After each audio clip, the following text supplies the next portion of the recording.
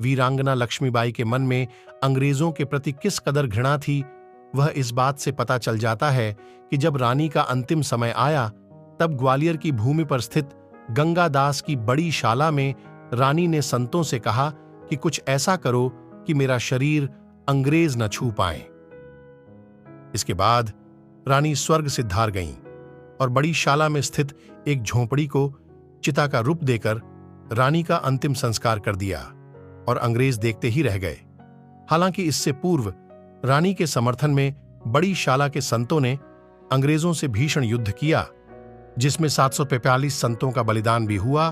पूरी तरह सैनिकों की भांति अंग्रेजों से युद्ध करने वाले संतों ने रानी के शरीर की मरते दम तक रक्षा की। वीरांगना नाम सुनते ही हमारे मनोमस्तिष्क में रानी लक्ष्मीबाई की छवि उभरने लगती है। भारतीय वसुंधरा को अपने वीरोचित भाव से गौरवान्वित करने वाली झांसी की रानी लक्ष्मीबाई सच्चे अर्थों में वीरांगना ही थीं। वे भारतीय महिलाओं के समक्ष अपने जीवन काल में ही ऐसा आदर्श स्थापित करके विदा हुईं, जिससे हर कोई प्रेरणा ले सकता है। वे वर्तमान में महिला सशक्तिकरण की जीवंत मिसाल भी हैं। कहा जाता है कि सच्चे वीर को कोई भी प्रलोभन अपने कर्तव्य से विमुख नहीं कर सकता।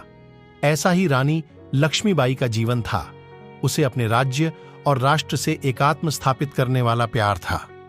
वीरांगना के मन में हमेशा यह बात कचोटती रही कि देश के दुश्मन अंग्रेजों को सबक सिखाया जाए। इसी कारण उन्होंने यह घोषणा की कि मैं अपनी झांसी नहीं दूंगी। इतिहास बताता है कि इस घोषणा के बाद रानी ने अंग्रेजों से युद्ध किया। जिन महापुरुषों के मन वीरोचित भाव से भरा होता है, उसका लक्ष्य सामाजिक उत्थान और राष्ट्रीय उत्थान ही होता है। वह एक ऐसे आदर्श चरित्र को जीता है जो समाज के लिए प्रेरणा बनता है। इसके साथ ही वह अपने पवित्र उद्देश्य की प्राप्ति के लिए सदैव आत्मविश्वासी, कर्तव्यपरायण, स्वाभिमानी और धर्मनिष्ठ होता है। ऐसी ही थीं महारानी लक्ष्मीबाई। उनका जन्म काशी में 19 नवंबर 1835 को हुआ। इनके पिता मोरोपंत तांबे चिकनाजी अप्पा के आश्रित थे। इनकी माता का नाम भागीरथी बाई था। महारानी के पितामह बलवंत राव के बाजीराव पेशवा की सेना में सेना नायक होने के कारण मोरोपंत पर भी पेशवा की कृपा रहने लगी। लक्ष्मीबाई अपने बाल्यकाल में मनु व मणिकर्णिका के नाम से जानी जाती थीं। सन 1850 मात्र 15 वर्ष की आयु में झांसी के महाराजा गंगाधर राव से मणिकर्णिका का विवाह हुआ। 1 वर्ष बाद ही उनको पुत्र रत्न की प्राप्ति हुई, लेकिन 4 माह पश्चात ही उस बालक का निधन हो गया। राजा गंगाधर राव को तो इतना गहरा धक्का पहुंचा कि वे फिर स्वस्थ न हो सके और 21 नवंबर 1853 को चल बसे। यद्यपि महाराजा का निधन महारानी के लिए असहनीय था, लेकिन फिर भी वे घबराई नहीं। उन्होंने विवेक नहीं खोया।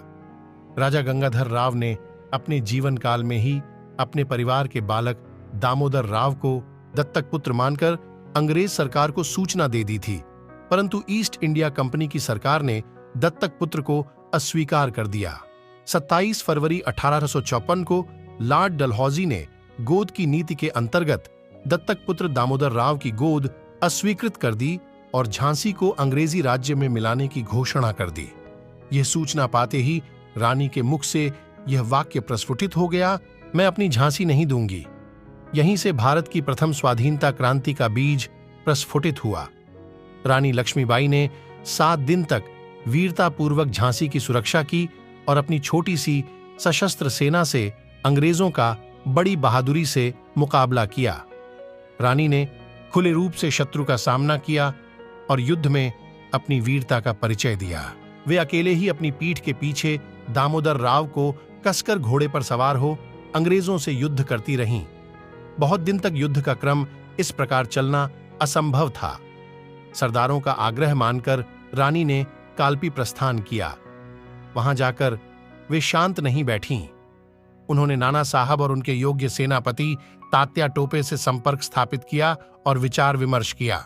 रानी की वीरता और साहस का लोहा अंग्रेज मान गए, लेकिन उन्होंने रानी का पीछा किया।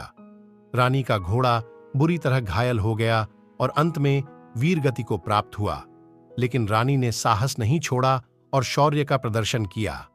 कालपी में महारानी और तात्या टोपे ने योजना बनाई और अंत में नाना साहब शाहगढ़ के राजा, वानपुर के राजा मर्दन सिंह आदि सभी ने रानी का साथ दिया।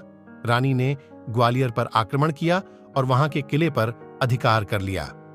विजय उल्लास का उत्सव कई दिनों तक चलता रहा, लेकिन रानी इसके विरुद्ध थीं। यह समय विजय का नहीं था, अपनी शक्ति को सुसंगठित कर अगला कदम बढ़ाने का था। इधर जनरल स्मिथ और मेजर रूल्स अपनी सेना के साथ संपूर्ण शक्ति से रानी का पीछा करते रहे। वे घायल हो गईं और अंततः उन्होंने वीरगति प्राप्त की। रानी लक्ष्मीबाई ने स्वातंत्र्य युद्ध में अपने जीवन की अंतिम आहुति देकर जनता जनार्दन को चेतना प्रदान की और राष्ट्रीय रक्षा के लिए बलिदान का संदेश दिया।